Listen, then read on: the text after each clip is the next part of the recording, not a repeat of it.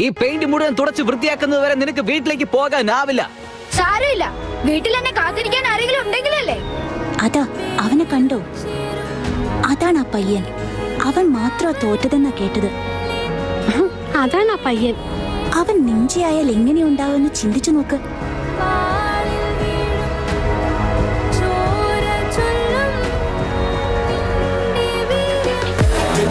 പോലെ നിന്റെ കൈകൾ പാറട്ടെ, നിന്റെ കഴിവിനാലെതിരാളി തളരട്ടെ.